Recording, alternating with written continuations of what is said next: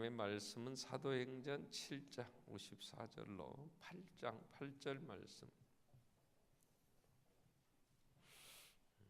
사도행전 7장 54절로 8장 8절 말씀을 봉독합니다. 그들이 이 말을 듣고 마음에 찔려 그를 향하여 이를 갈거늘 스데반이 성령 충만하여 하늘을 우러러 주목하여 하나님의 영광과 미대의 주께서 하나님 우편에 서신 것을 보고 말하되 보라 하늘이 열리고 인자가 하나님 우편에 서신 것을 보노라 한데 그들이 큰 소리를 지르며 길을 막고 일제히 그에게 달려들어 성 밖으로 내치고 돌로 칠세.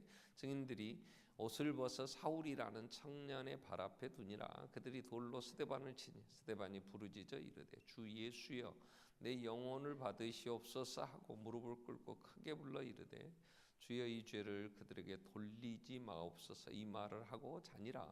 사울은 그가 죽임당함을 마땅히 여기더라. 그날에 예루살렘에 있는 교회에 큰 박해가 있어 사도 외에는 다 유대와 사마리아 모든 땅으로 흩어지니라.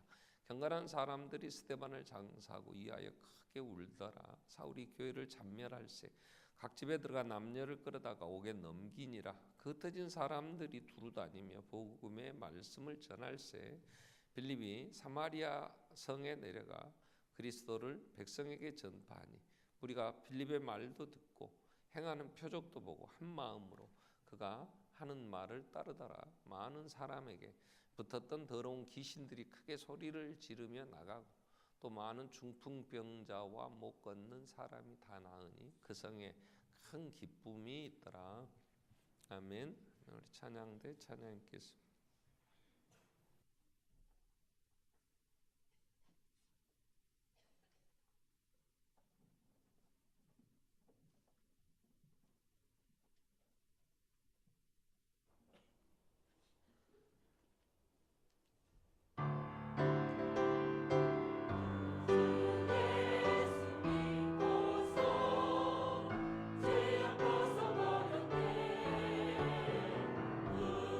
우주의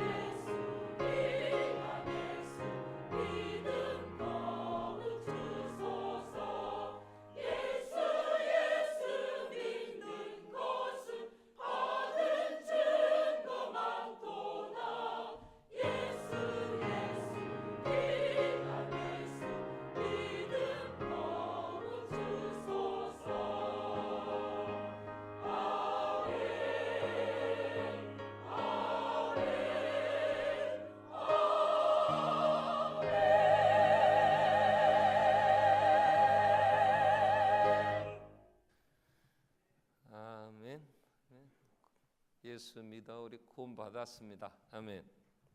예수 부르는 자를 하나님 자녀 삼으시고 하나님의 나라 천국 가게 하는 데는 차별이 없습니다. 아멘. 헬라인이나 유대인이나 그 누구나 예수 안에 의롭다함을 얻는 데는 차별이 없습니다.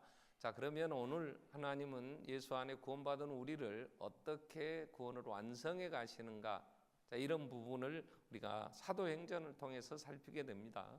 우리 사도행전이 얼마나 중요하냐 할 때에, 자, 성부 하나님을 우리는 아버지라, 그 하나님이 세상을 창조하셨고 모든 피조물들이 행복하기를 원하셔서 복되게 하셨죠. 근데 인간의 무지와 인간의 교만은 하나님을 거역함으로 하나님의 말씀을 불순종함으로 그걸 죄라 그러죠. 그래서 그 타락, 그 결과로 인간은 저주 아래 있게 됩니다. 그 저주가 뭐냐면 하나님의 은혜를 거두시고 인간의 욕심대로 내버려 두니까 계속해서 인간의 갈등은 골이 깊어져 가고 해결은 안 되고 더 싸나워집니다. 전직 대통령과 현직 대통령이 분노한다고 지금 그러고 이 나라가 싸워요. 그러면 어쩌자는 거예요. 근데 해결의 기미가 안 보여요.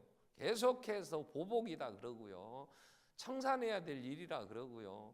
이 나라만 그런 게 아니라 세계도 어떻게 해서 각 나라들이 또 이제 동계올림픽도 있고 그러니까 온다고 그랬으면 오지, 또 뭘 또 선발대 보낸다기는 안 보내고, 왜 안 보낸다냐 얘기도 안 되고, 뭐 우리나라 언론이 뭐 존엄, 최고의 존엄의 무슨 뭐 흠집을 냈대, 나 도대체 뭔지 모르겠는데 해결이 안 될 것 같아요. 왔다 가도 그건 뭐 큰 문제가 해결될 건 아니고, 그러니 세계 각국의 다툼도, 민족들의 문제도, 또 개인의 가정들도, 아니 술 취해서 여관에 들어가겠다는 걸 당신 취했으니까 안 된다 그랬더니 입구에다 불을 질러 5명이나 죽어버렸다 그래요.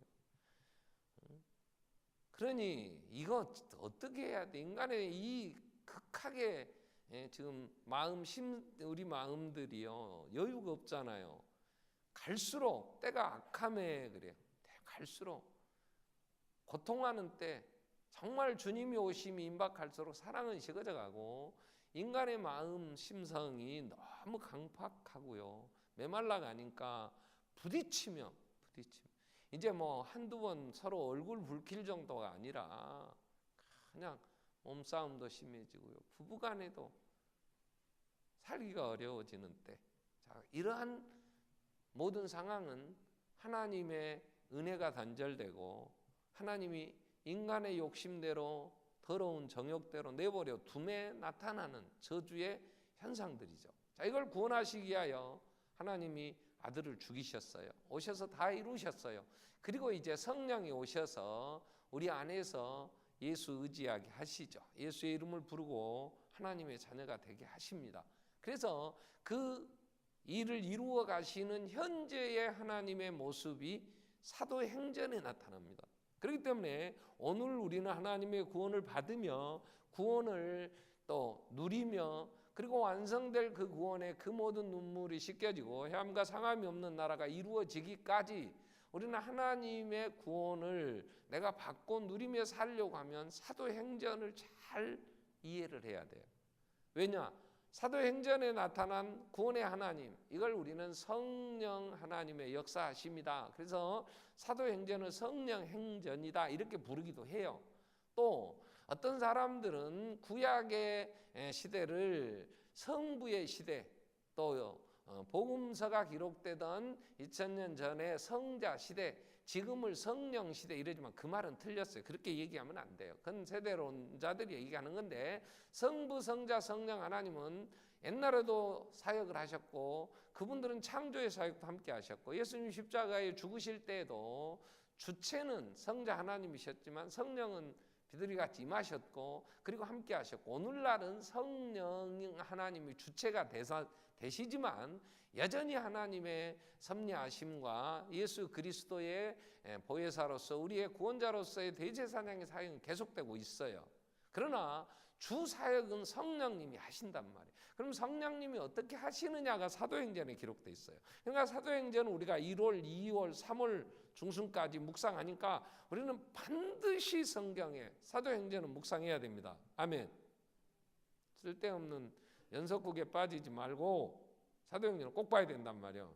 그래야 내가 오늘 이 시대에 성령님이 어떻게 구원의 역사를 이루고 가고 계시며 그 안에서 얼마나 생명을 누리며 사는가 알고 우리도 성령의 충만하심 안에서 기쁨으로 살아야죠.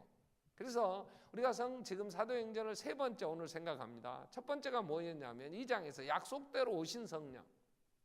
다시 성령님이 하나님이 보내시겠다고 구원을 진행하심에 있어 성령님이 오셔서 하나님의 택한 백성들을 불러 예수 믿게 해주시는, 그래서 교회를 이루시고 그리고 보호하셔서 보혜사 되셔서 주님 오실 때까지 인도에 가시는 성령님을 보내시겠다는 약속이 이루어졌단 말이에요. 2000년 전 오순절에 성령이 오셨다 그랬어요. 그거 오셔서 성령님이 역사하심으로 이제 각처에서 예루살렘에 예수 믿는 사람들이 3,000명, 5,000명씩 늘어나면서 교회가 이루어졌어요. 그때에 하나님이 지난주 우리가 6장에서 살핀 대로 7을 택하라 하는 제목으로 하나님이 예수 그리스도 안에서 하나님 자녀 되는 것은 차별이 없어요.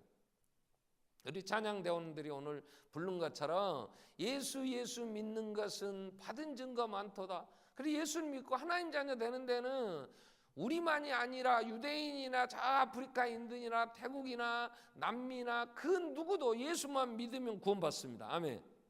아멘. 그래요. 그런데 하나님하고 친한 사람은 다 친하지는 않아요.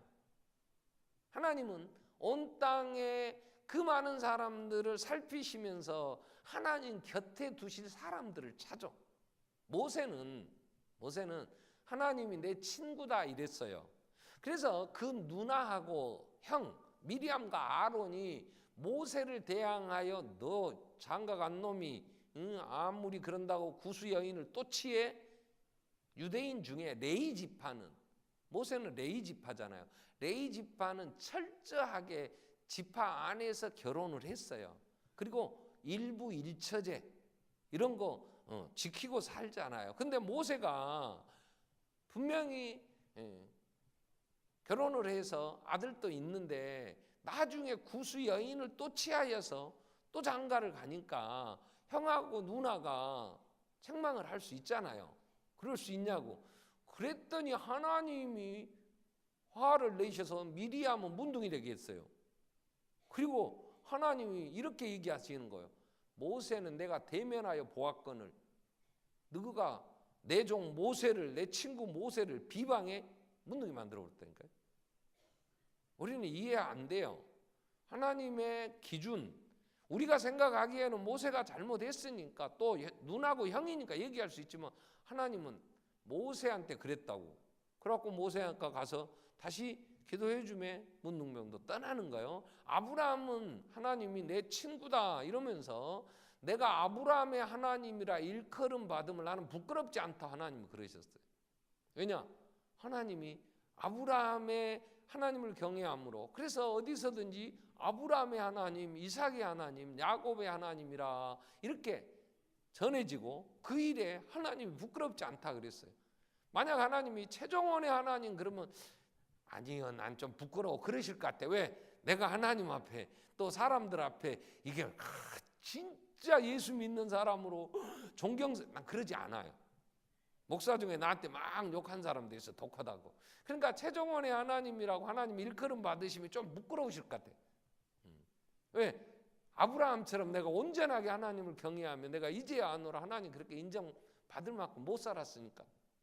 그죠?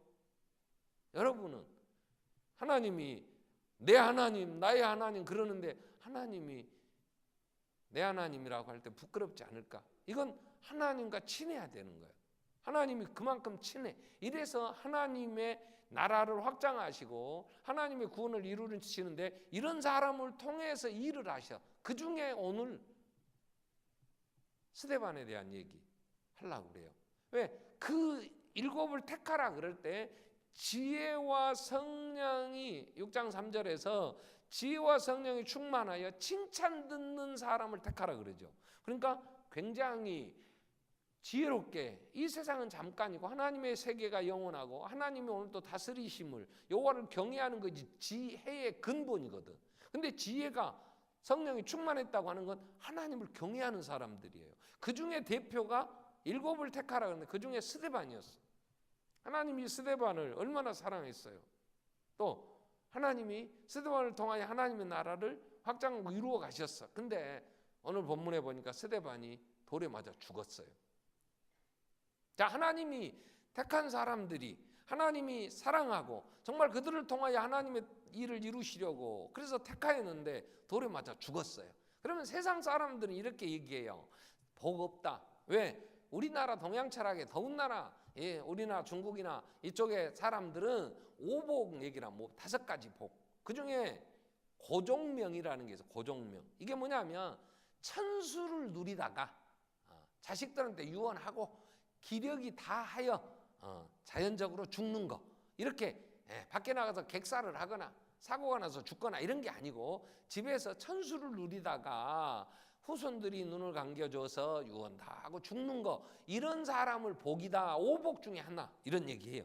근데 스데반은 나이가 몇 살인지는 모르겠어요. 장가 갔는지도 모르겠어요. 젊어. 그런데 돌에 맞아 죽었어. 비참한 거야 이거. 돌에 맞아 죽으면 그냥 멀리서 돌 던져서 막 돌 무더기한테 죽는 게 아니고 그냥 죽이려고 하는 사람들이 쫓아가서 막 돌로 찌겨. 그러면 막 피가 터지고 막, 그러면 또 다른 사람이 힘 떨어지면 다시 또 가서, 그래서 많은 사람이 돌로 쳐 죽였다면 비참하게 찢기고 죽는 거야. 시신을 수습하기도 어려운 거야. 그렇게 죽었을 때 사람들은 뭐라고 했겠냐고. 이야, 그 새끼 뭐 된 줄 알았더니 참 죽어도 더럽게 죽었네. 응?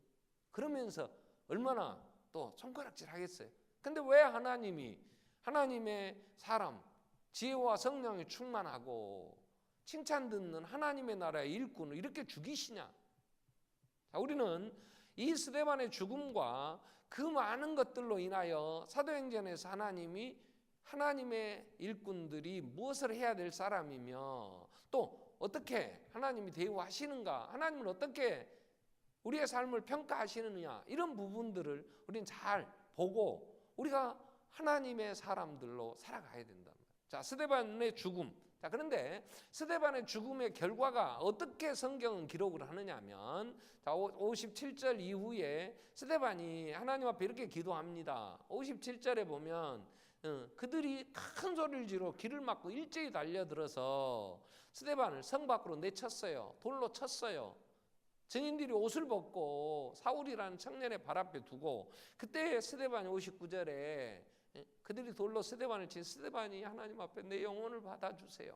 그리고 마지막 기도가 이렇게 돼요. 무릎을 꿇고 크게 불러, 주여 이 죄를 그들에게 돌리지 마옵소서.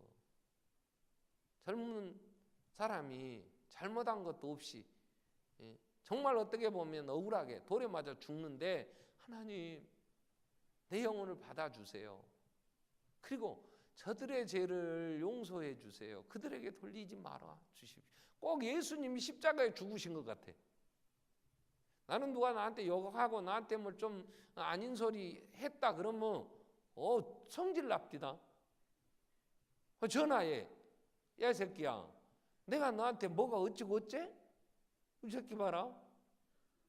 그러면서 내가 잘못한 것보다 그 잘못한 것 막 더 막 그냥 들추어내갖고, 너 이 새끼 너는 이렇게 나쁜데 막 그러고 하고 싶어. 근데 요즘은 조금 안 와요. 왜냐? 요즘은 나이가 들어가고 해봐야 소용없더라고. 나만 마음 아파. 그러니까 나도 웬만하면 아버지 나 이기도 좀 따라가려고 그래. 내가 그래서 내가 많이 이제 목사 됐구나, 내가 그 생각을 해. 근데 이렇게까지는 못할 것 같아.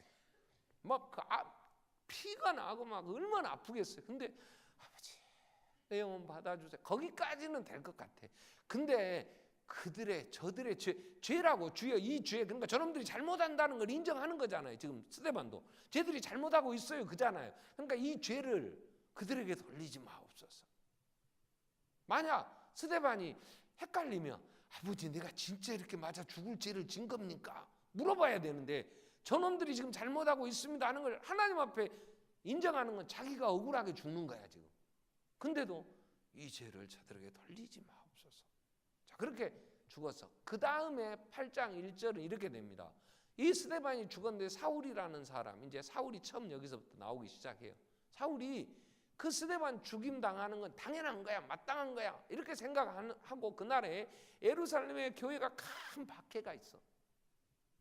그랬더니 예루살렘 교회에, 이 교회에 큰 박해가 있으니까 사도들 외에, 사도라는 말은 12제자, 베드로를 중심으로 나중에 가룟 유다는 죽고 마띠아를 뽑아서 12제자, 이 사도들 외에는 다 흩어져 버렸어요. 근데 중요한 단어, 흩어졌는데 어디로 흩어졌냐? 단어가 이렇게 나와요. 유대와 사마리아와 모든 땅. 어서 많이 들어본 단어예요.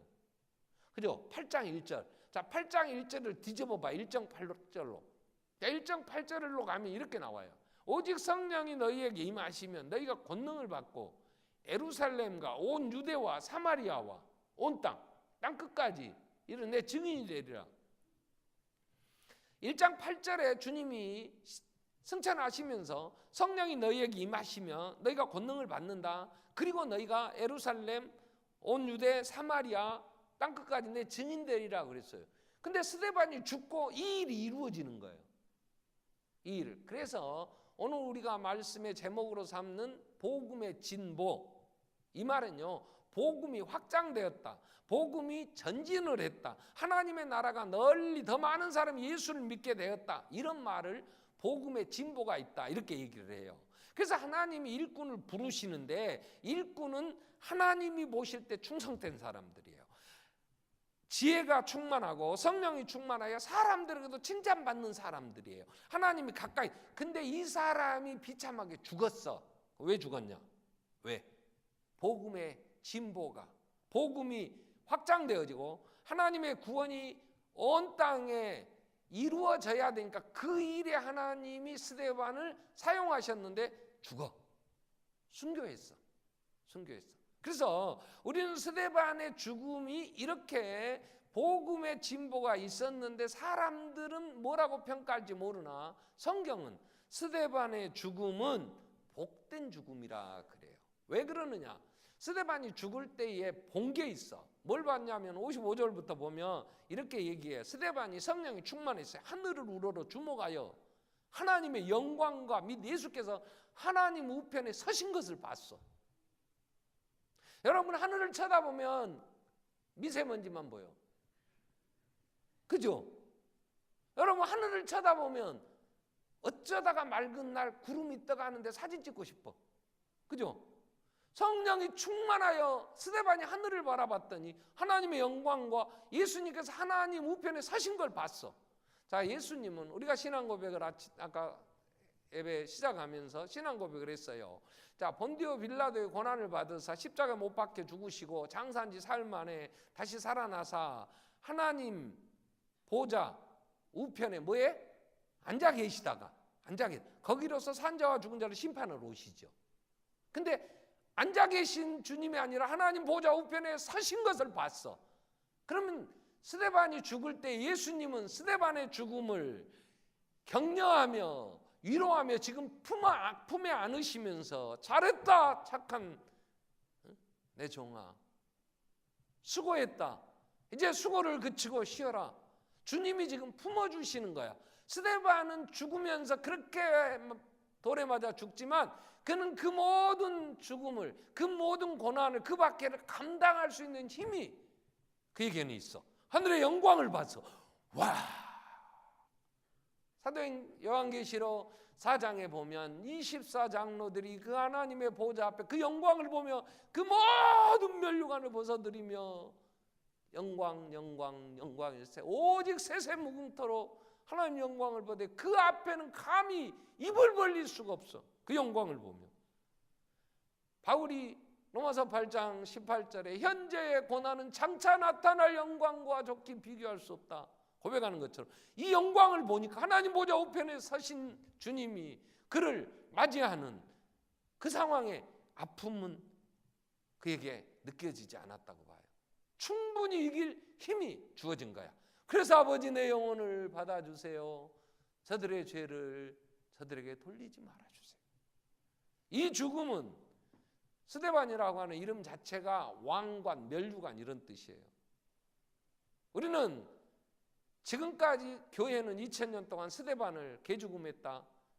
참 복도 없어. 어떻게 그렇게 살다 죽냐. 이런 사람 아무도 없어요. 스데반은 정말 믿음의 선배, 정말 우리의 본받아야 될 롤모델이야. 그러면서 스데반을 칭찬하고 스데반을 정말 아름답게 찬양하며 그의 삶을 복되다 그래. 주님도 그러셨고 교회도. 그렇기 때문에 우리가 생각하는 이 순교하는 이 죽었던 스데반의 죽음을 복되다 한다면 오늘 하나님이 왜 스데반을 통하여 이 복된 죽음을 죽게 하시면서 하나님이 이렇게 복된 삶을 살게 하셔서 뭘 이루었냐? 그럴 때 딱 하나, 스데반의 죽음은 복음의 진보가 있어요.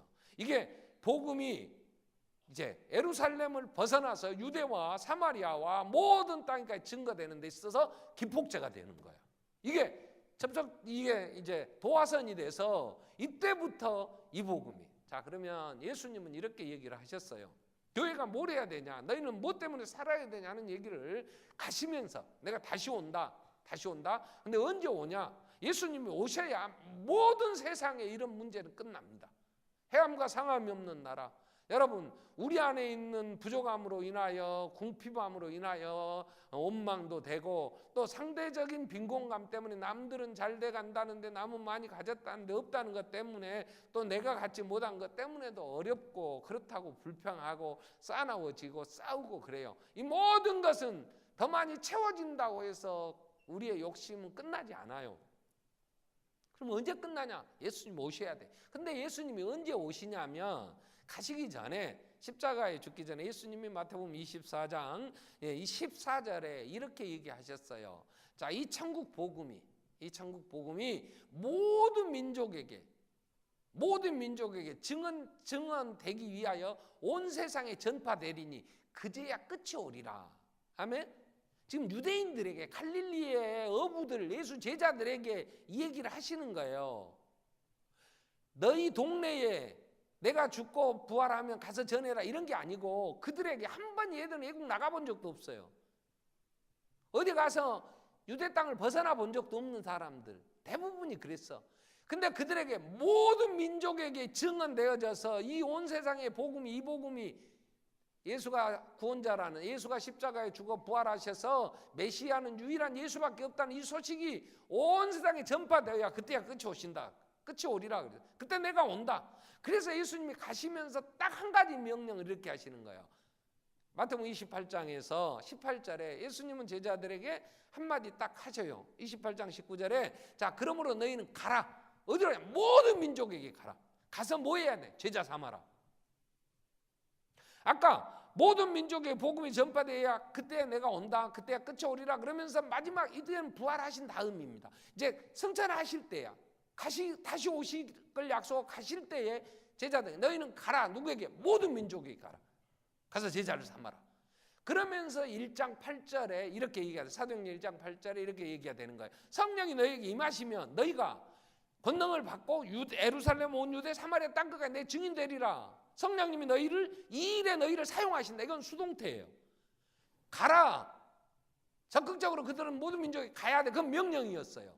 지상 명령. 가서 제자 삼으라는 건 최고의 명령이야. 그래서 그 명령이 어떻게 이루어지냐? 성령이 임하시면 너희가 온 예루살렘과 온 유대와 사마리아 땅까지 내 증인이 되리라. 이렇게 얘기가 된 거예요. 근데 성령이 임하셨어요. 교회는 예루살렘 교회는 베드로가 설교할 때 막 3,000명씩 막 늘어났어요. 장정막.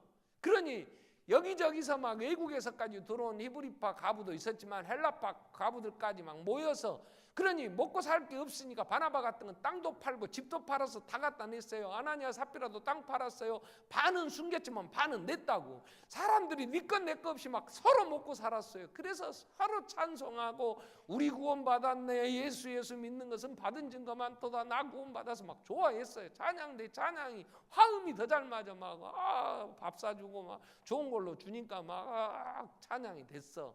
그런데 그 안에서 예루살렘에 모여서 칭찬을 듣고 막 5,000명씩 막 늘어나.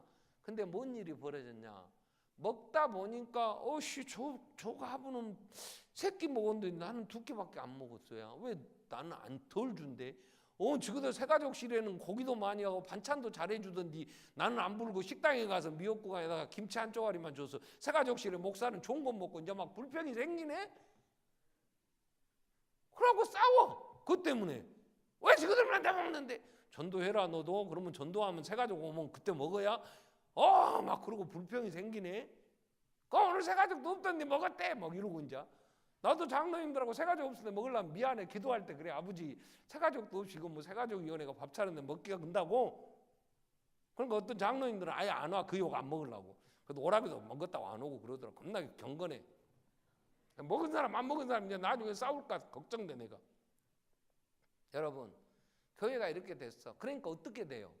그렇게 부흥돼서 힘을 얻었으면 먹고 사는 게 하나님의 나라는 먹고 마시는 게 아니잖아요. 의와 평강과 희락이라 로마서 10장 19절 이후에도 말씀 그렇게 하시는데, 그래서 교회가 이렇게 밥그릇 싸움하고 돈 몇 푼 갖고 네가 더 썼니 내가 더 썼니, 교회들마다 각 나라마다 전직 대통령이 특갈비를 썼네 안 썼네 그거 갖고 명품 시계를 샀니 뭐 가방 샀다면 이번에 참 그때는 논두렁에다 버렸다고 그랬던데 그러고 막 싸우듯이. 그러니까 교회가 해야 될 사명을 몰라. 성령이 충만한 이 교회가. 그러니까 여기에 하나님이 이 명령 성령이 임하시면 예루살렘 온 유대 사마리아 땅과 내 증인이 되리라 하시는 이 일을 어떻게 큰 핍박으로 못 살게 해. 어떻게 힘든지 도망을 가면서 이 일이 이루어지는 거예요. 일이. 그러니까 제가 이 사도행전 8장에서 다시 이렇게 됐다 이럴 수도 있었다 이런 얘기를 하면 문제가 되지. 그러나 한 가지 우리가 유추해 볼 수 있는 건 뭐냐면 하나님이 분명하게 주님은 너희는 모든 족속에 가라 그랬어. 근데 유대인들은 유대인을 떠나 이방인과 교제하고 같이 밥 먹는 것도 죄로 알았어. 이방에 구원이 없을 줄 알았어. 그러니까 베드로가 이제 다음 주에 우리가 살피겠지만 이 벽을 넘는 게 굉장히 어려웠어요. 이방인의 구원이 있다고 하는 걸 인정하고 나가기가 9장부터 13장까지 내용, 이번 주에 여러분 묵상할 내용이 그 문제예요. 보세요. 얼마나 그대로 고정관념이 심한지. 그래서 이 복음이 증거되어야 되는데 안 나가니까 흩어. 어떻게? 큰 핍박으로. 그래서 그들이 가서 뭘 했냐? 핍박을. 그래서 받으니까 땅굴 파고 숨어서 살라고 했냐? 그러지 않아요. 8장 4절에 보세요. 8장 4절. 빌립이 안 죽었어. 스데반만 죽고 빌립도 7집사에 들어온 사람입니다. 그 흩어진 사람들이 두루다니면서 뭐 했어? 복음의 말씀을 전했어. 그거 처음부터 좋게 말할 때 갈 일이지. 안 가고 얻어맞고 가는 거야. 가서 뭘 했어? 깨닫는 거야.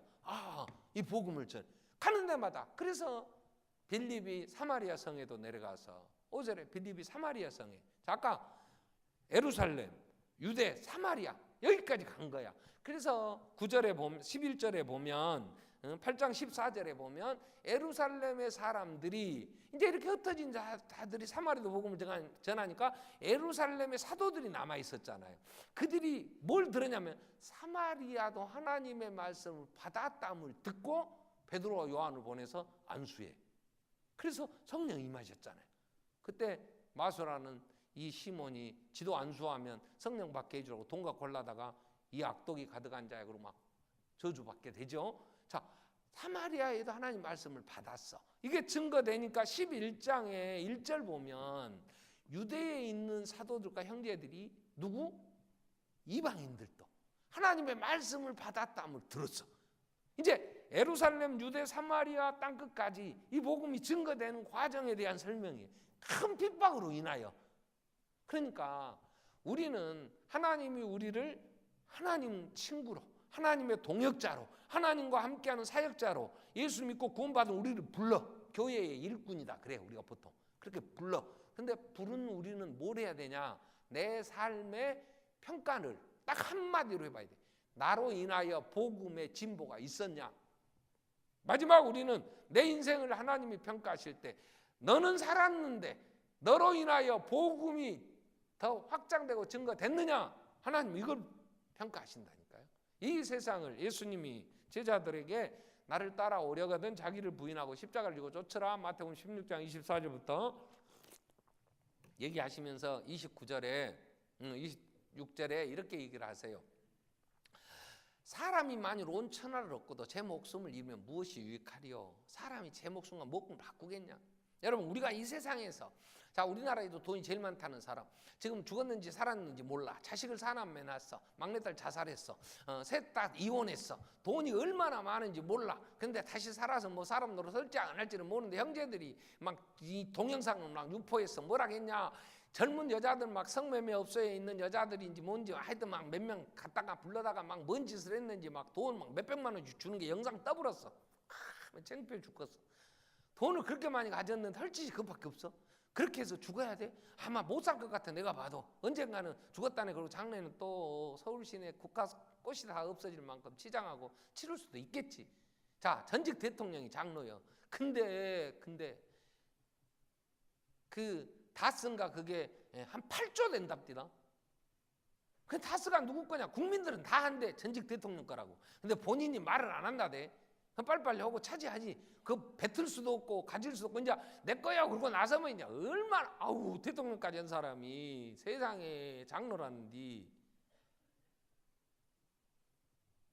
어찌해서 그런 거야? 뭘 해야 돼? 인간의 평가가.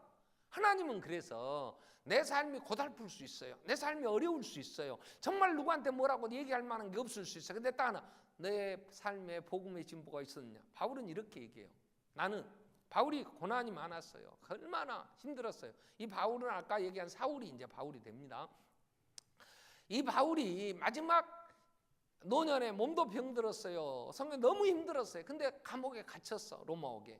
그랬더니 빌립보 교회는 바울이 개척한 교회잖아요.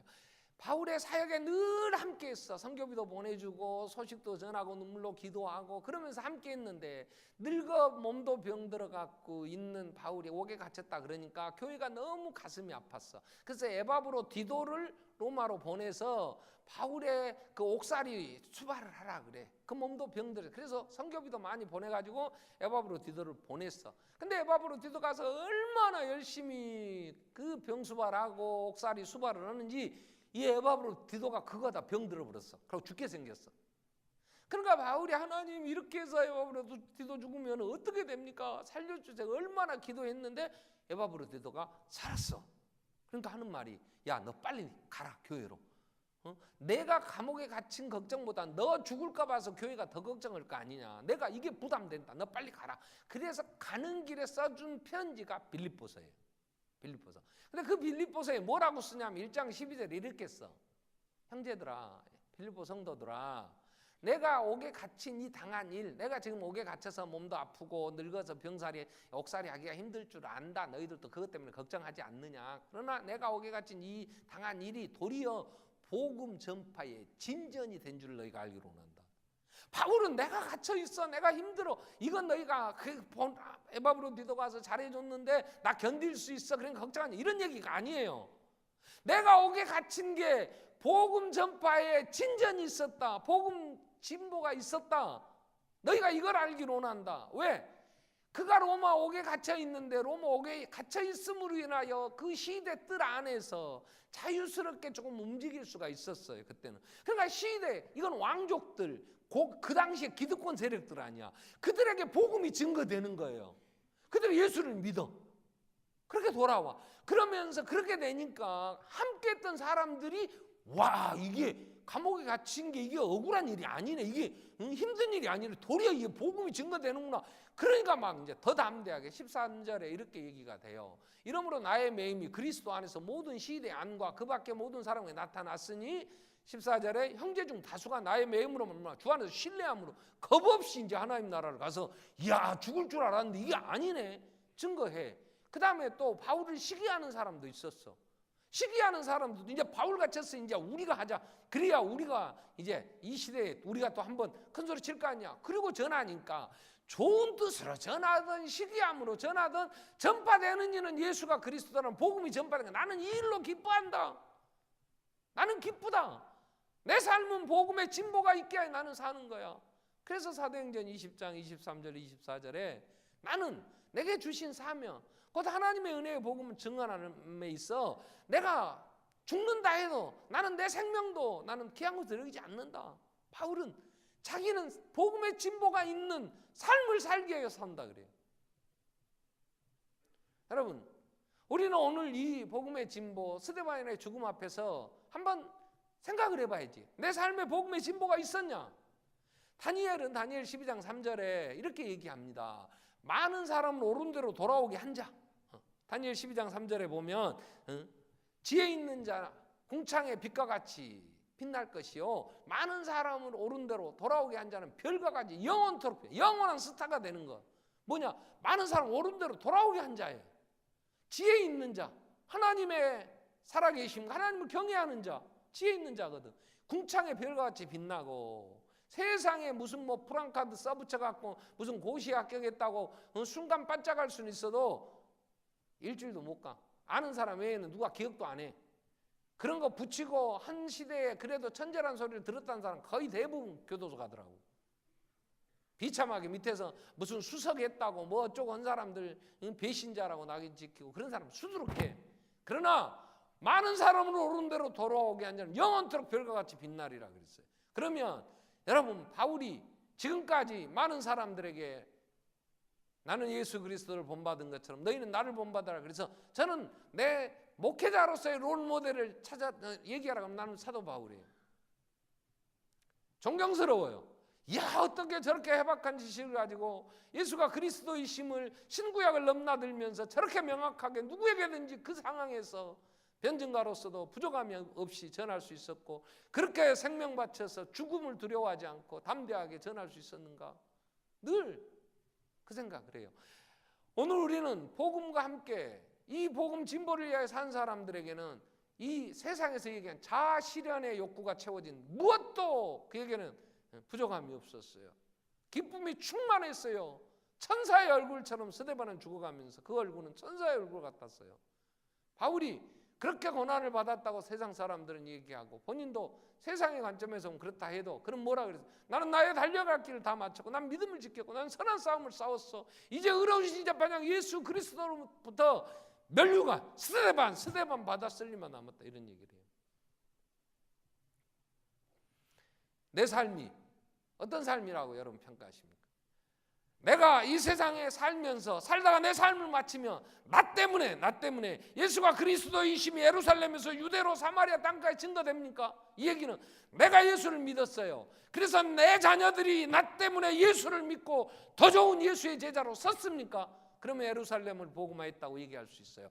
내 일가 친척이 내 형제가 여러분 시집을 갔어요. 너무 시집살이가 고달파요. 그러나 거기서 나 때문에 시댁이 예수를 믿고 하나님의 자녀가 됐다면 우리는 유대를 복음한 거야.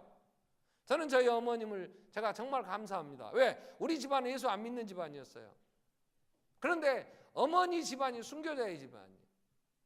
그래서 시집을 올 때 복음을 가지고 시집을 왔어요. 거기 와서 이 어머님의 외가댁 때문에 저희 동네에 복음이 증거되고 우리 모든 자녀들이 목사가 되고 예수를 믿게 됐어요. 마지막 노년에 돌아가시기 전에 고향에 가신다고 그래요. 고향에 가서 그 내가 태어난 내 태짜리 거기에 예배당을 짓겠다고 집 다 하고 예배당을 짓겠다. 그때 제가 선지자가 고향에서 무슨 대접을 받는다요. 가서 뭘 해요? 이런 얘기 하고 싶었어. 그러나 가서 딱 한마디 이렇게 하시죠. 내가 고향 가서 마지막 노년 죽으면서 예배당 짓고 한 사람이라도 구원받게 하면 안 좋겠냐? 그래서 나 두 말 않고 그러세요. 동네 난 가기 싫어. 우리 동네 내 고향. 왜? 별로 우리 집안에 아버지부터 뭐 그쪽으로 뭐 유명한 사람도 없고 별로 뭐 그렇게 자랑할 것도 없고 근데 한 생명이라도 건지신다 해서 세운 교회가 학산교회. 여러분 잘 모르겠지만 학산교회 세워질 때 우리 없는 살림에 그래도 같이 많이 가서 건축도 하고 지금도 조금씩은 협력하지만 왜? 한 생명이라도 살리겠다는 그 마음이 한 생명이라도 예수 그 소식을 듣고 구원받으면 복음의 진보가 있는 거잖아요. 예루살렘 온 유대 사마리아 땅끝까지 가라는데 여러분 우리가 개인이 다 갈 수는 없지만 여러분 우리 돈을 모아서 교회 이름으로 페루에도 갔잖아요. 거기 선교관도 짓느라고 그 컨테이너 보내가지고 얼마나 고생했어요. 태국에도 수도 없이 갔잖아요. 가서 그 일을 하잖아요. 또 선교사도 보내겠다고 하잖아요. 왜요? 거기도 복음이 증거되어져야 되니까. 힐링 캠프를 하면서 지역 교회들을 섬겨서 목회자 세워서 이 민족을 복음하자고 예루살렘에서 유대로 사마리아 땅끝까지 가는 거잖아요. 주님이 내게 뭘 했냐고 하시겠냐고, 뭘 했냐고 평가하실 때 우리가 복음의 진보가 있었다고 얘기를 해야 될 거 아니에요. 하나님은 그렇게 평가를 해 주셔야 되잖아. 그런데 잘 먹고 잘 살다 간다고요? 주님은 분명히 좁은 문으로 들어가는 그 길은 생명의 길인데 찾는 이가 적다. 길이 협착하다. 뭐해서 밤마다 눈이 뻘개지도록 스트레스 받고 무슨 가상화폐에 투자합니까? 이거 어떻게 돼야 되냐고, 선점해야 된다고, 그게 정신 빠집니까? 뭘 더 먹겠다고, 어디 가면은 좀 맛있게 먹겠다고, 어떻게 하면 내 노년이 더 평안하게 살 수 있느냐고 그걸 계획 세웁니까? 그건 하나님의 나라를 이루어갈 때 부수적으로 하나님이 주시는 보너스, 그건 내가 먹고 마시는 거, 너희가 그 나라와 의를 구하면 이 모든 건 너희에게 더하시리라. 주님의 약속이요. 신실하신 하나님, 약속하신 걸 한 번도 어긴 적이 없어요. 그렇기 때문에 오늘 우리는 스데반의 죽음 앞에서 그 죽음을 복되다고 하는 것은 그 죽음으로 인하여 복음의 진보가 있었단 말이에요. 흩어진 그들이 유대와 사마리아와 모든 땅에 가서 전하여 이 복음이 오늘 반도 땅 한국에까지 전해질 수 있는 계기가 됐다면, 이제 우리에게 이 복음의 바톤을 넘기셨잖아요. 그러면 내가 뭘 하는 거냐 말이에요. 내 고난이, 내 삶이 고달플 수 있어요. 어떻게 보면 가난하고 정말 누구에게 얘기할 수 없을 수 있어요. 스데반이 이렇게 비참하게 죽을 때 자식이 있었다면, 아버지가 그렇게 비참하게 죽었다는 것을 자식들한테 너가 아버지가 이렇게 죽었어 그렇게 얘기했다면 그 자식들이 얼마나 실망, 얼마나 힘들었겠어요. 그러나 그 죽음은 복음이 증거되는 기폭제였고 그로 인하여 많은 생명들이 살아났다고 할 때, 예수님의 십자가를 억지로 진 구렛네 시몬이라는 사람이 있어요. 지나가다가 재수없이 누가 하나가 죽는데 힘들다고 쓰러지니까 그 십자가를 지고 가라 그래가지고 억지로 졌어, 억지로. 그런데 억지로 진 이 구렛네 시몬을 성경은 뭐라 그래요? 그를 복되다고 하는데 그의 이 후대 그 그림들을 보면 마가복음 15장에 보면 이런 얘기가 돼요. 마가복음 15장에 마가복음 15장 21절에 마침 알렉산더와 이 구렛네 시몬을 소개하는데 벌써 한 30년 지나서 마가복음을 써요. 마가가 그때 구렛네 시몬을 소개할 때 누구를 소개하냐면 마침 알렉산더와 루퍼의 아버지인 구렛네 사람 시몬이 시골로부터 와서 지나는데 그들에게 억지로 십자가를 지게 했다. 그러니까 그 당시에 초대 교회에 이 알렉산더와 루퍼는 유명해졌어. 교인들이 다 알아. 그러니까 그 아버지 구렛네 시몬을 얘기를 하는데 구렛네 시몬 아버지 시몬은 일찍 죽었던 것 같아요. 그러니까 그 시몬을 소개할 때 누구를 하냐면 아들 알렉산더, 아들 루포의 아비인 구렛네 시몬이 억지로 십자가를 졌단다 이렇게 된 거예요. 억지로 십자가를 지고 예수 그 십자가에 죽을 때 그 옆에서 보고 있던 구렛네 시몬이 얼마나 힘들었겠어요. 얼마나 억울했겠어요. 근데 억울한 걸로 끝이 아니라 그 예수가 그리스도라는 걸 믿었기 때문에 그 아들 알렉산더와 루포를 예수 믿게 한 거야. 그리고 그의 부인 예수를 믿었어. 어떻게? 로마서 16장 13절에 보면 바울이 이렇게 얘기해요. 자, 로마서 16장 13절에 주 안에서 택하심을 입은 루포는 아까 얘기했죠. 알렉산더와 루포는 그런데 시몬의 아들이야. 주 안에서 택하심을 입은 루포, 그의 어머니에게 문안하라. 그의 어머니는 곧 내 어머니니라고. 그 후대에 바울이 복음을 전할 때 구렛네 시몬의 아내 알렉산더 루포의 어머니, 그는 선교하는 선교사들의 1호자였고 봉양자였고 어머니 같은 존재였어. 그래서 바울이 소개하면서 구렛네 시몬의 아내를 내 어머니였다고, 알렉산더 루포의 어머니는 곧 내 어머니였다고, 그게 문안하라고. 그가 억지로 십자가를 졌지만 그로 인하여 그는 예수를 만났어. 그리고 예수가 그리스도이심을 현장에서 봤어. 그 믿음이 있었어. 그래서 그는 그 아들에게, 그 부인에게 이 복음이 증거되어지고, 그는 일찍 떠났는지 그 후에 기록은 없지만 그 복음은 그 가정에서 자녀들로 인하여 오늘 복음이 증거되는데 얼마나 중요한 일을 했냐면, 여러분 우리의 삶이 고달플 수 있어요. 힘들 수 있어요. 정말 해도 밑바닥 인생 흙수저 물고 태어나서 흙수저로 끝날 수 있어요. 그건 세상의 관점이지. 그 과정에서 하나님은 알렉산더와 루포가 아버지가 억지로 십자가를 지고 예수를 만나 그 집안이 구원을 함을 얻었다면, 내 어려운 과정에서 하나님을 만나고 그분만이 창조주이시요 구원자이시며 예수의 이름을 부르는 자를 하나님이 사랑하는 자녀로 삼으신다면 우리의 자녀들에게 뭘 남겨야 돼요? 내 일가 친척들에게 뭘 남겨야 되냐? 사도행전에서 얘기하는 하나님의 섭리, 하나님의 사람들을 어디에 무엇을 위해 쓰시느냐 하는 것을 오늘 말씀을 합니다. 복음의 진보가 있는지, 이게 하나님이 오늘 우리와 함께 하시면서 이 일을 진행하신다. 우리 기도하겠습니다. 여러분, 우리는 내 삶에 정말 하나님 앞에 서야 하는데 복음의 진보가 있는, 우리의 삶이 힘들고 돌에 맞아 죽는 스데반이 억지로 십자가를 지고 힘들다고 불평하고 재수없다고 할 수 있는 그런 내 시몬도 그의 가정을 권하여 하나님의 나라의 좋은 일꾼, 정말 아름다운 삶을 살았듯이 우리 하나님 정말 복음의 진보가 있는 삶 하나님 맡겨주신 이 사명을 잘 감당할 수 있게 해주시고, 같이 한번 통성으로 기도하겠습니다. 살아계신 하나님 아버지, 오늘 우리를 부르시고